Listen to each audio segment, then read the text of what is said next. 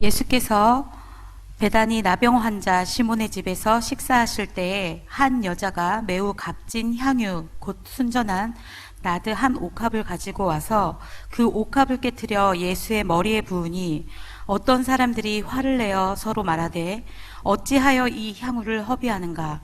이 향유를 300데나리온 이상에 팔아 가난한 자들에게 줄 수 있었겠도다 하며 그 여자를 책망하는지라. 예수께서 이르시되 가만두라. 너희가 어찌하여 그를 괴롭게 하느냐. 그가 내게 좋은 일을 하였느니라. 가난한 자들은 항상 너희와 함께 있으니 아무 때라도 원하는 대로 도울 수 있거니와 나는 너희와 항상 함께 있지 아니하리라. 그는 힘을 다하여 내 몸에 향유를 부어 내 장례를 미리 준비하였느니라. 내가 진실로 너희에게 이르노니 온 천하에 어디서든지 복음이 전파되는 곳에는 이 여자가 행한 일도 말하여 그를 기억하리라 하니라. 아멘. 2024년 우리 성도님들은 어떤 기도 제목을 가지고 계십니까? 저는 개인적으로 올해 성전 건축 완공을 위해서 기도를 하는 게 아니라 기도를 진짜 마음에 담아주셔서 성전 건축이 완공되고 헌당 예배가 드려지는 그 모습들을 두고 계속 기도하고 있고요. 또 하나는 우리 성도님들 가정에 이 복음의 어떤 회복의 소식들 그리고 기쁨의 많은 간증들이 올해는 일어났으면 하는 마음이 저에게는 있습니다. 아마 그런 응답 받으시면 기도의 배경이 있었구나 이런 생각 꼭 하시기 바랍니다. 그리고 또 요즘 주시는 마음은 우리 교회가 가고자 하는 방향이 너무 크고 하나님께서 우리 교회를 통하여 하시고자 하신 계획은 너무 큰데 기도가 너무 빈약한 게 아닌가라는 생각 좀 하게 됩니다. 하나님 계속 주시는 마음은 진짜 네 힘으로 되겠냐? 라는 마음이에요. 진짜 내가 필요 없어? 먼저 세울 거면 기도의 시스템을 세우고 기도의 운동이 일어나야지 순서가 좀 바뀐 것 같지 않니? 뭐 이런 얘기도 하시기 때문에 또 우리 교회에 기도 운동이 일어났으면 좋겠고 또 우리 교회에 릴레이 기도가 일어났으면 좋겠습니다. 그래서 24시간 우리가 성도를 위해 중보기도 하고 우리 목사님 위해 기도하고 우리가 가야 될 것들에 기도하며 우리가 24년을 마무리할 때쯤에는 우리 성도님들 가정이 정말 너무너무 서로가 하고 싶은 얘기가 많고 참 올해 진짜 많은 응답과 축복이 있었다라는 그런 기쁜 소식을 나누는 우리 모두가 되었으면 좋겠습니다. 고린도후서 13장 15절에 보면 너희는 믿음 안에 있는가 너희 자신을 시험하고 너희 자신을 확증하라. 예수 그리스도께서 너희 안에 계신 줄을 너희가 스스로 알지 못하느냐. 그렇지 않으면 너희는 버림받은 자니라. 여기 보니까 너희가 믿음이 있는가를 너희 자신을 시험하고 확증하라. 체크해야 되겠죠. 진짜 내가 믿음이 있는가 하는 것을 좀 체크해야 될 필요가 있는 것 같아요. 신앙생활은 전부가 아니면 전무하다라고 얘기합니다. 우리는 어정쩡하게 하고 있는데요. 근데 그 어정쩡함은요, 온전히 하나님을 바라보지 않고 나를 바라보고 있는 거예요, 사실. 중간 지대는 없습니다. 전무 아니면 전부. 그 이유가 뭐죠? 우리 기독교 신앙의 토대가 바로 이 사랑이기 때문에요. 이 사랑은 나눌 수가 없는 겁니다. 예를 들어서 내가 저희 집사람은 한 99% 사랑하고 옆집에 계신 분은 1% 사랑하면 그게 온전한 거 아니잖아요. 그죠? 그리고서 저희 집사람한테 왜 그러냐? 당신을 99%나 사랑하는데 말도 안 되는 소리예요. 그죠? 당장 쫓겨날 소리예요. 사랑은 전무하든지 전부하든지 이게 주님이 우리를 향하신 사랑이시고 우리를 향하시고 우리에게 원하시는 사랑이에요. 남편이 부인에게 당신 나만 사랑해 라는 말이 혹시 너무 이게 억지인가요? 맞나요? 아니잖아요. 그죠? 그건 당연한 겁니다. 당연한 거예요. 근데 이 사랑이라는 것이 너무 중요해요. 왜냐하면 우리가 진짜 예수님을 사랑하게 되면요, 우리의 삶과 신앙에는 불가능이 없어져요. 이게 참 우리가 예수님을 사랑하게 되면 우리 신앙에 불가능이 없어진다. 여러분, 사랑하는 사람을 위해서 헌신해 보셨습니까? 우리가 못해드려서 안달이지, 이게 마음의 이 불같은 그 마음은 이게 주체가 안 되는 거예요. 너무 기쁘지 않습니까? 사랑하는 자녀를 위해 무엇인가 하나 사줄 수 있는 거, 사랑하는 사람을 위해 내가 무엇인가 일을 해줄 수 있는 거, 그게 사랑의 놀라운 거죠. 그래서 우리가 진짜 예수님을 사랑하게 되면 사실 우리 인생의 불가능은 없어짐을 저는 믿습니다. 그래서 신앙생활에 여러 가지들을 얘기하지만 문제도 답도 이거 하나예요. 예수님에 대한 사랑.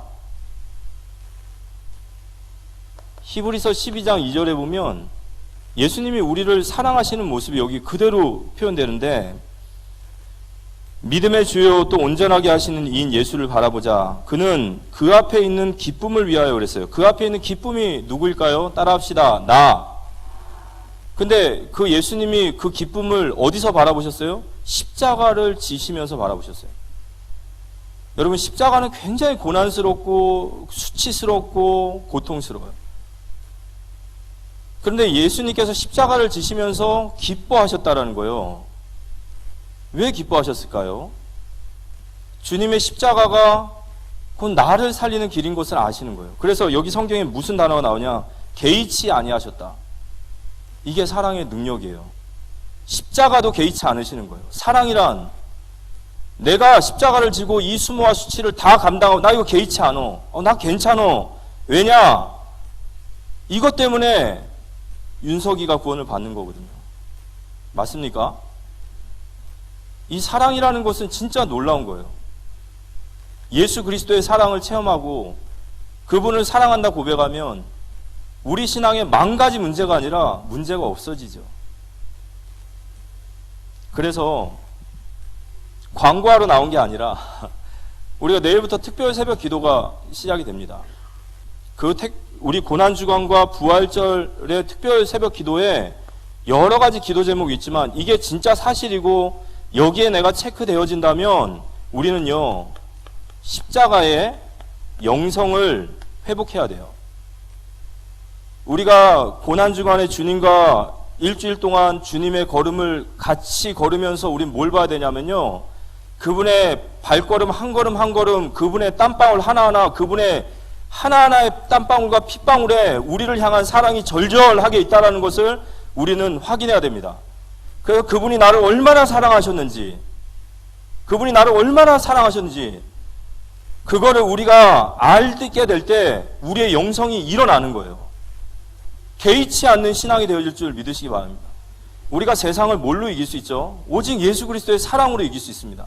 주님이 나를 사랑하시고 그 사랑하신 주님이 나와 함께 하신다. 사랑 안에는 두려움이 없나니. 맞습니까?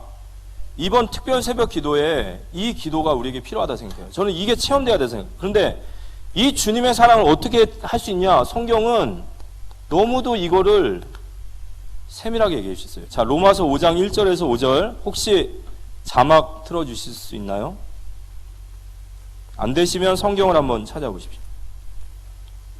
성경을 가지고 다니시는 성도님이 복되심을 믿습니다.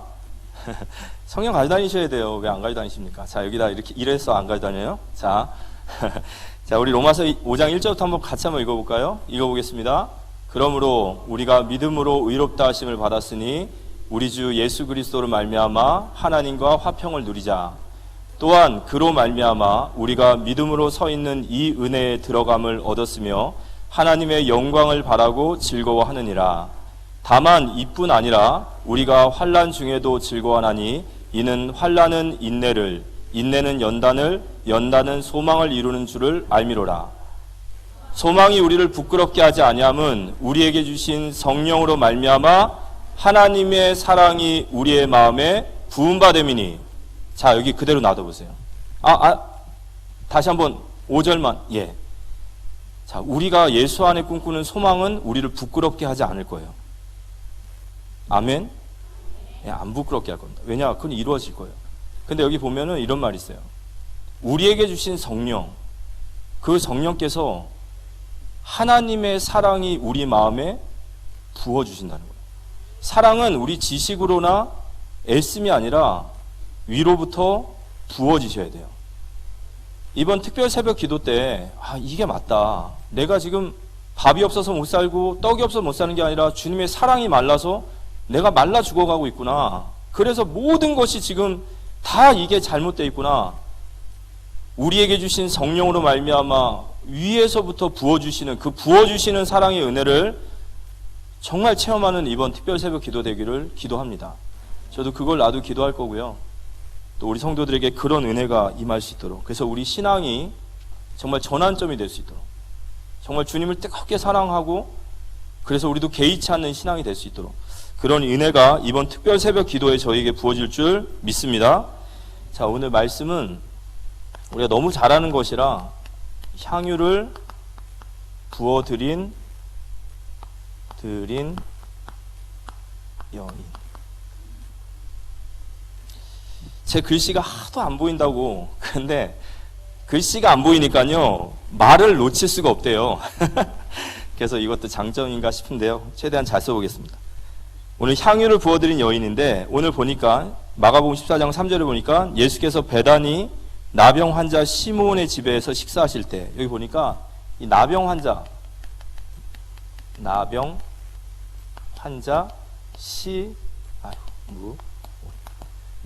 시몬의 집에 있었대요. 근데 아마 지금 이 사람은 나병은 아닐 겁니다. 왜냐하면 나병에 걸리면 사람들과 함께 하지 못하니까. 이 사람은 어떤 사람일까요? 예수님을 통해서 치유의 은혜를 받은 사람일 거예요.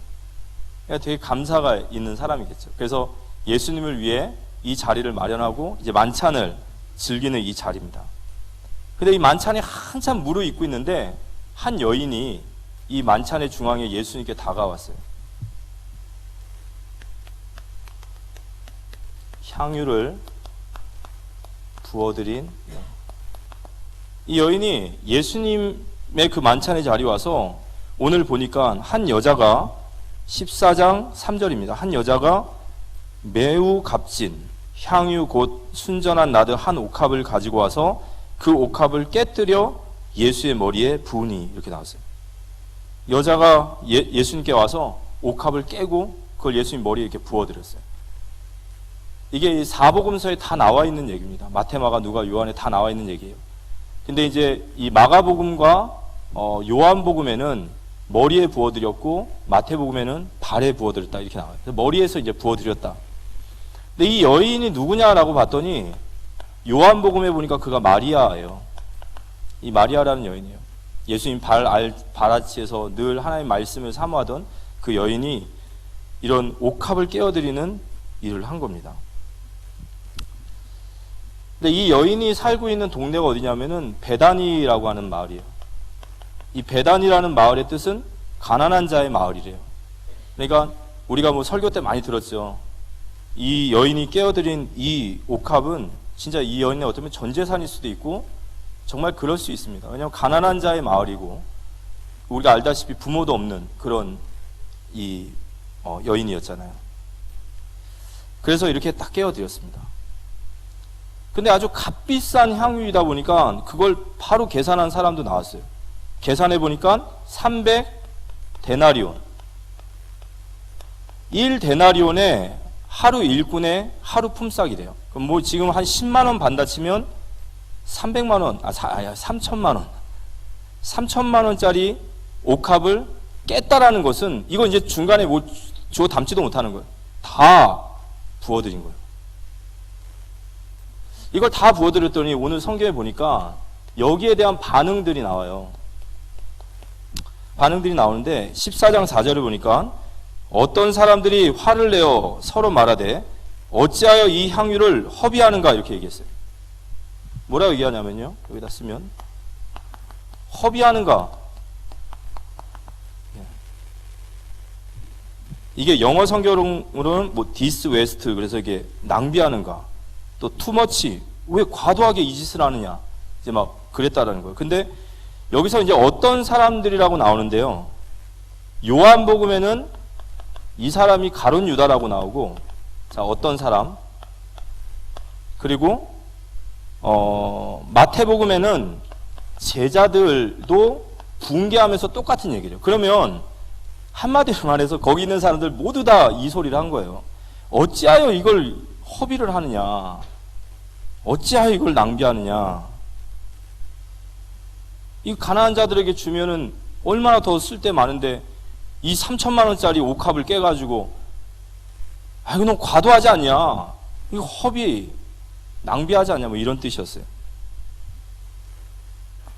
근데 이들은 이렇게 얘기를 하는데 진짜 우리가 중요한 것은 예수님의 반응이잖아요. 그럼 예수님은 뭐라고 말씀하시느냐? 우리가 사복음서에 다 알다시피 14장 6절에 보니까, 마가복음 14장 6절에 보니까 예수께서 이르시되 가만두라, 너희가 어찌하여 그를 괴롭게 하느냐? 그가 내게 좋은 일을 하였도다. 이렇게 얘기를 해요. 예수님의 반응은 정반대예요. 좋은 일을 하였도다. 여기서 좋은 일, 이 좋은 일이라는 단어의 헬라어가 칼로스라고 합니다. 근데 이 칼로스라는 말은 좋은 일이라고 하면서도 아름답다라는 뜻이 있어요. 아름다운 일을 했다. 그럼 성경에서 이 아름답다라는 뜻은 무슨 뜻이냐면은 이런 의미가 있습니다. 아름답다라는 뜻은 조화, 이게 조화를 이루고 있다. 조화가 이루어진다. 또는 적절하다. 적절하다. 또는 합당하다. 이런 뜻이에요. 그러면 조화를 이루다, 적절하다, 합당하다. 그러니까 예수님께서 그 여인이 3천만 원짜리 옥합을 깨서 부어드리는 것을 아름답다라고 했어요. 이게 조화를 이루고 이거 맞아, 이렇게 하는 거야. 또는 이건 적절한 행위였어. 이건 합당한 행위였어. 라고 예수님이 이렇게 얘기를 하시는 거예요. 그러면 왜 이러한 관점의 차이가 나오느냐? 두 가지 관점이 여기 나와요. 허비하다라는 말을 했죠. 허비하다. 이 허비하다라는 뜻은 이 제자들과 사람들이 얘기하는 거 뭐냐면 이 여인이 한 일은 논리에 맞지 않다라는 거예요. 그럼 왜 이런 판단이 나오냐면 여러분, 이 허비라는 말 자체가 무슨 뜻일까요? 이 말에 굉장히 중요한 의미가 있어요. 무엇인가 허비하다라는 것은 그 물건 자체를 어떻게 쓰느냐, 얼만큼 쓰느냐에 있지 않아요. 허비라는 것은 그 일에 합당하냐 이거예요. 그 대상에게 이렇게 하는 것이 합당하냐. 그럼 허비라는 말은 뭐죠? 낭비라는 뜻이에요. 그렇게 합당하지 않다라는 거죠. 물건을 많이 쓰냐 적게 쓰냐가 아니라 그 대상에 대한 이걸 쓰는 것에 대한 목적이 맞지 않다 이거예요. 그 대상이 중요하다 이거죠.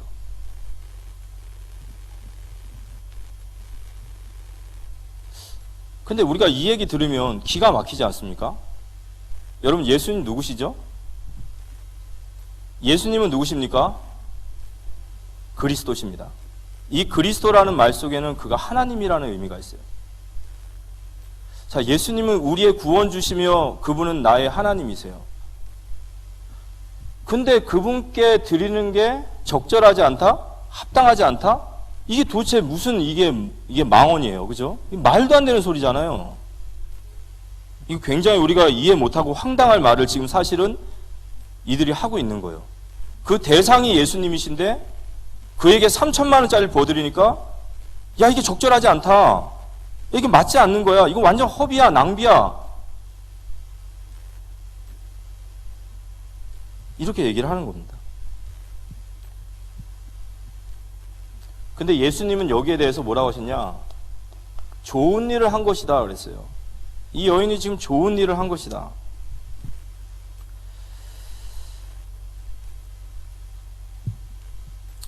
이 여인이 3천만 원짜리 향유를 부어드릴 때 그의 심정을 얘기한다면 그는 이게 전혀 허비가 아니었던 거예요. 왜냐? 이 여인에게 있어서 예수님은 정말 크신 분인 거예요. 너무너무 크신 분인 거예요.